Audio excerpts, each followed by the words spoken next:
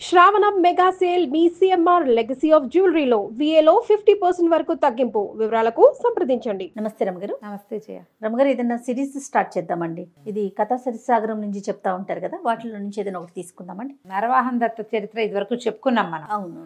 ఎవరెవరు నరవాహన్ దత్త చరిత్ర వినలేదో చక్కగా వినండి. చాలా మంచి మంచి కథలు ఉంటాయి, బాగుంటుంది. అయితే ఈ నరవాహన్ దత్త చరిత్ర, నరవాహనుడు ఆ దత్తుడు పుట్టిన తర్వాత వరకు అక్కడ దాకా కథ ఆపేశాం మనం. తర్వాత కూడా ఈ నరవాహన్ దత్తుడు ఎట్లా రాజకుమార్తెలందరినీ పెళ్లి చేసుకున్నాడు, దక్షిణ నాయకుడుగా ఎట్లా అయ్యాడు, ఎలా అతను విద్యాధర రాజుగా మారాడు, విద్యాధర చక్రవర్తిగా అయ్యాడు, అవన్నీ కూడా బోల్డ్ అని కథలు. అవును. సిరీస్గా వెళ్ళకుండా ఒక్కొక్క ప్రేమ కథ ఒక్కొక్క కథ కింద చెప్పుకోవచ్చు మనం. ఓకే. అయితే కర్పూరిక కథ చెప్పుకుందాం. అప్పటికే నరవాహన్ దత్తుడికి రెండు మదన మంచుక అలా వివాహాలైనాయి. మదన మంచుక కథ కూడా ఓసారి చెప్దాం. ఈ కర్పూరిక కథ ఏదో నేను పుస్తకం తిరిగేస్తుంటే కనపడింది, బాగుంది, ఇంట్రెస్టింగ్గా. పేరు ఎంత బాగుంది రమగారు. బాగుంటుంది కథ, ఇది చెప్దామనిపించింది. దీని ఒక చిన్న సిరీస్, ఒక 3 ఎపిసోడ్లు 4 ఎపిసోడ్ల దాకా వస్తుంది. ఈ నరవాహన్ దత్తుడు గోముఖుడు అనే స్నేహితుడితో కలిసి అడవికి వెళ్ళారు వేటకి. చాలా వేటాడారు, ఎన్ని పులులో సింహాలో, ఎంతో. అసలు మృగయా వినోదం అంటే ఆ కాలం నాటి పద్ధతే వేరుగా ఉండేది. పెద్ద గుంపు వెళ్ళేది, వేటగాళ్ళు, వేట కుక్కలు, తర్వాత ఏమో వెనకాలండే పరిజనం. మనం ఈ వేటాడిన సినిమాలు ఏవో కొన్ని మధ్య కూడా చూసాం, వేటాడుతుంటారు పందుల్ని, వాటిని వేటాడడం అవి కనపడుతుంది. ఇట్లా చాలా ఏదో నలుగురు ఒకళ్ళు ఇద్దరు అలా కాదు, కుప్పలు తెప్పలుగా వెళ్తారు. వెళ్ళి అక్కడి నుంచి జంతువుల్ని తప్పెట్లు మోగిస్తూ వీళ్ళున్న వైపుకి లీడ్ చేస్తారు, వాటన్నిటిని ఇటు తరుముతారనమాట. దానికోసం అడవికి 4 పక్కల ఉన్న ఈ కోయ జాతుల వాళ్ళకి కబురు చేసేవాళ్ళు, మేము వస్తున్నామంటే. వాళ్ళు అక్కడి నుంచి తప్పెట్లు మోగిచ్చారనుకో, అవన్నీ అడవి మధ్యలోకి వస్తాయి. రాజకుమారుడు కొట్టేస్తాడు. తర్వాత ఈ పల్లెల వాళ్ళందరికీ పంపకాలయ్యి మిగిలినవన్నీ శరీరాలు మోసుకొచ్చుకునేవాళ్ళు. ఇక్కడ వేటాడింది అంతా భోజనమే, అది తిననివి వదిలిపెట్టేసేవాళ్ళు, తిన్నవి అక్కడే వచనం చేసుకుని తినేవాళ్ళు. అన్ని రకాలు, సహజమైన సంగతే కదా. అయితే బయలుదేరారు, బాగా తిరిగాక సరే సాయంత్రం అయ్యేసరికి పిచ్చి పిచ్చిగా అలసిపోయారు. స్కందావారం విడిశారు ఒక చోట. విడిస్తే సరే రాజకుమారుడికి ఒళ్ళు నలుగు పెట్టి స్నానం చేయించడం అవి ఉంటాయి పద్ధతులు. ఇంత పరిగెత్తాడు కదా, బాగా గిసాజులు అయినాయి. మరి స్నానం చేయించారు. కొంచెం ఒళ్ళు తేలిగ్గా ఉంది, రేపటికి సిద్ధంగా ఉంది బుద్ధి. మంచి పుచ్చ పువ్వులాగా ఉంది వెన్నెల. రోడ్డు దీని వైపుకి వచ్చాడు. బయటకు వచ్చి గోముఖుడిని పిలిచాడు. దాదా గోళీలు ఆడుకుందాం అని పిలిచాడు. పిలిస్తే రాజకుమారుడు, ఇతనికి ఏదో పెద్ద వయసు ఉందని అనుకోకూడదు, 20-25 లోపల వయసు, చిన్నపిల్లవాడు. వివాహాలు అయినాయి కానీ కుర్రాడే. ఇంకా ఆట ధ్యాస మృగయా వినోదం అవి రాజ్యానికి రాలేదు, ఇంకా యువరాజుగానే ఉన్నాడు. ఓకే. సరే ఏమన్నాడు, గోముఖుడిని రావయ్యా మనం గోళీలు ఆడుకుందామంటే సరే గోళీలు అవన్నీ పట్టుకొచ్చారు. మధ్యలో రాత్రిపూట కాలక్షేపానికి ఆడుకోవడానికి మన వాళ్ళు పేక ముక్కలు అవి పట్టుకెళ్తారు. చిన్నపిల్లలు ఎక్కడికైనా వెళ్తే స్నేక్స్ అండ్ ల్యాడర్స్, లూడోలు అవి పట్టుకెళ్తారు. తర్వాత ఏమో యూనో కార్డ్స్ అవి పట్టుకెళ్తారు. అట్లా వీళ్ళు కూడా చాలా సరంజామా తెచ్చారు. గోళీకాయలు పట్టుకొచ్చాడు గోముఖుడు. ఈ గోళీలు ఆడుతుంటే ఇదేమిటి, దూరం నుంచి నిలబడి ఆ కంచె దగ్గర పెట్టిన గోళీని అక్కడి నుంచి కొట్టాలి. కొట్టి అది కొడితే అది ఎగిరినది ఆ గోళీ ఒకటి కంచెలో పడాలి, అప్పుడు గెలిచినట్టు. అది ఆట అనమాట. ఎవరైనా గోళీకాయలు తెలుసా ఆట? చిన్నప్పుడు ఆడేవా నువ్వు? గోళీలు ఆడలేదు అమ్మగారు. ఇలా ఆడేవాళ్ళం, బాగా ఆడుకునేవాళ్ళం. మేము 7 పెంకులు ఆడేవాళ్ళం. మేము 7 పెంకులు ఆడేవాళ్ళం, చెర్ర ఆడేవాళ్ళం, కబడ్డీ ఆడేవాళ్ళం.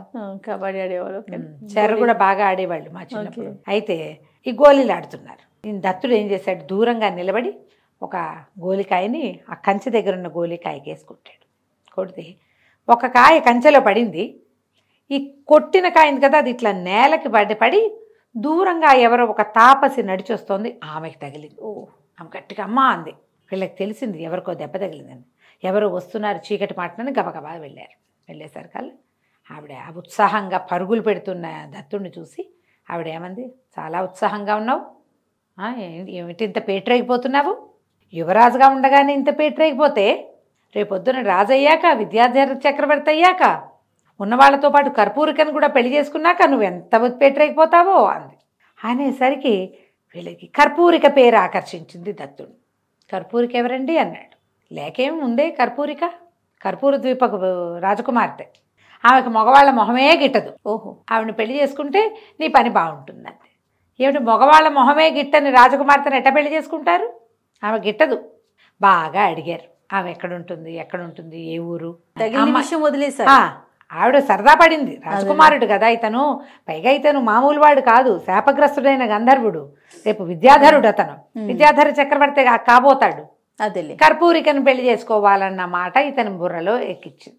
కర్పూర ద్వీపానికి వెళ్ళి ఆమెకి ఆ పురుష ద్వేషాన్ని పోగొట్టి పెళ్లి చేసుకోవాలి. ఓకే. ఆమెను చేసుకుంటే నీకు బాగుంటుంది. ఆవిడ వెళ్ళిపోయింది, ఏదో ఆశీర్వదించింది, గోముఖుడిని ఆశీర్వదించింది, ఇద్దరు దండాలు పెట్టారు, వెళ్ళిపోయింది.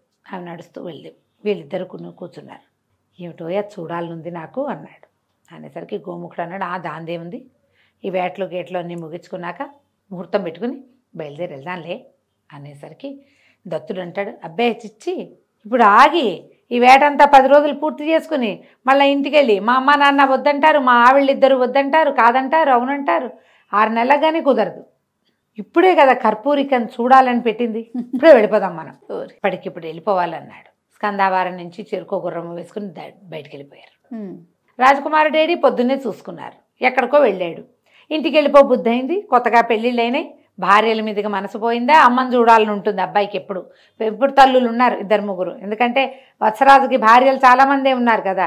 ఏ తల్లో జ్ఞాపకం వచ్చింది, లేదా రాత్రి మాటను ఎవడైనా ఉత్తరం తెచ్చుంటాడు, ఏ తల్లిగారో అబ్బాయిని చూడాలనుందని ఉత్తరం రాసిందా, రాజకుమార్తెలే రాశారా, తండ్రే రమ్మన్నాడా, మనకేం చెప్పలేదు, వచ్చినవాడు వచ్చినట్టు. ఈయన రాజు అయితే రాజు దగ్గరికి గబుకుని అందరూ రారు, యువరాజు దగ్గర చిన్నపిల్లాడు కదా, ఇంకా వాళ్ళ చేతుల్లో పెరిగినవాడు, ఎవడో ఒకటి వస్తాడు కాగితం పుచ్చుకుని, ఏదో వచ్చింది అందుకని వెళ్ళిపోయాడు కాబోలు. యువరాజు లేకుండా మనం వేటేమాడతాము, పదండి మనం తట్టపుట్టా సర్దుకుందాం అనుకున్నారు. వాళ్ళు కూడా మొత్తం అన్నీ మూటలు కట్టుకుని వెనక్కి బయలుదేరి వెళ్ళిపోయారు. వీళ్ళకి వెళ్ళాక తెలిసింది రాజకుమారుడు ఇంటికి చేరలా. కళవళపడ్డారు, ఏం చెయ్యాలో తెలియలేదు. మంత్రి గారు, మంత్రులు 2-3 హుటాహుటిన ఒక సమావేశం పెట్టుకున్నారు. ఏమైంది, ఏమిటి ఎక్కడికి వెళ్ళాడు. అయితే యోగంధరాయుడు ఏమన్నాడు, వాళ్ళ మంత్రి, నాన్న మంత్రి, వత్సరాజు యొక్క మంత్రి, కార్తాంతికుల్ని పిలిపించండి, ప్రయత్నం చేద్దామన్నాడు. వాళ్ళు లెక్క వేసి, రాజకుమారుడికి ఇది వివాహయోగ్యమైన సమయం, ఏదో కన్యాపహరణానికి వెళ్ళుంటాడు, ప్రమాదాలు లేవు, ఇప్పుడు ఎక్కడున్నా సేఫ్గానే ఉన్నాడు. సరే, ఈ వచ్చిన సైనికుల్లో గోముఖుడు ఉన్నాడు, గోముఖుడితో పాటే వెళ్ళారు, గుర్రాలు పెద్ద గుర్రాలు వేసుకుని వెళ్ళారు కాబట్టి పర్వాలేదు. అమ్మాయిలకి ఏదో చెప్పారు, ఎక్కడికో వెళ్ళాడు వస్తాడని. వీళ్ళు ఇక్కడేముంది ఆటపాట అన్నీ ఉంటాయి, వీళ్ళు బిజీగానే ఉంటారు. సరే, ఈ అలవాటే, పర్వాలేదు. ఈ బయలుదేరి వెళ్ళిన నరవాహన దత్తుడు, గోముఖుడు ఇద్దరు వెళ్ళారు. ఎక్కడికో వెళ్తే గాఢాంధకారం అలముకునుంది, దారి తెన్ను తెలీదు, ఆ కర్పూర ద్వీపం ఎక్కడో తెలీదు. ఏం చేద్దాం అంటే దైవ ప్రార్థన చేసుకుందామన్నాడు.